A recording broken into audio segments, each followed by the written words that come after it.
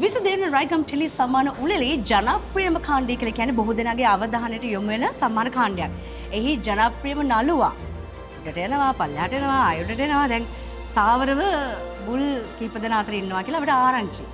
ආරංචි හරිද?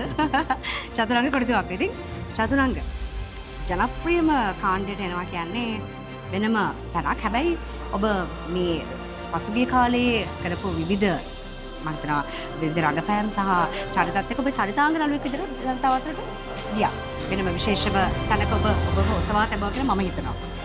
ජනප්‍රියම නළුවා කාණ්ඩය ඔබ නිර්දේශ වෙලා ඉන්නවා. මොකද හිතෙන්නේ මේ වගේ රයිගම් වගේ දැවැන්ත සම්මාන උළෙල. ඇත්තටම ගොඩක් සතුටුයි මම හිතන්නේ ලංකාවේ කලාකරුවෙක් ඊන ඇත්ත රයිගම් ස්ටේජ් එක නගිනවා කියන එක. ඉතින් ඒක ඇත්තටම සතුටුයි. ඒ වගේම ප්‍රේක්ෂකයන්ට ඒකට සූතිවන්ත වෙන්න මොකද මම හිතන්නේ ඔවුන් තමයි මාව උස්සලා තියන්න එකම හේතුව.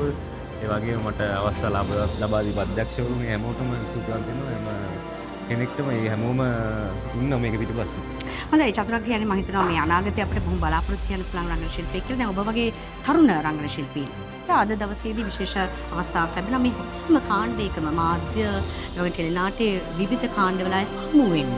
ප්‍රවීණින් හමු වෙන්න. මේ සුද්ධ හමුව ගැන අපිට මොකද හිතෙන්නේ? ඒත් ඇත්තටම මොකද මම හිතන්නේ අපි කොහොම ශේෂ්ත්‍රයට ගත්තොත් එහෙම හැමෝම මේ ශේෂ්ත්‍රේ ඉන්නයි. ඉතින් ඒ හින්දා අනිවාර්යයෙන්ම මමත් ඒ දවස්වල ඒ කියන්නේ මම අලුතෙන්ම ආපු වෙලාවක ශේෂ්ත්‍රයට මම ශේෂ්ත්‍රේ ඉන්න සීනියර්ස්ලා හම්බෙලා ඒකත් කතා කරගෙන අත්දැකීම් බෙදාගෙන හදා ගන්න. ඒ වගේම ප්‍රවීණයන්ට නවකයන්ගෙන් කරන දේවල් ගොඩක් කියන්න පුළුවන්. මේ හැමදේම එකතු වෙන තැනක් ගැන සතුටුයි. හොඳයි එහෙනම් සම්මාන වලට යන්නට අපි ඔබට ආරාධනා කරනවා. නැවත එනකොට සම්මාන අත්තිව තිබේවා. ඒත් එක්කම අපිට තවත් ඉන්ටර්විව් එකක් කරන්න ලැබේවා කියලා මම හදවතින් සුබ පතනවා. ජය වේවා.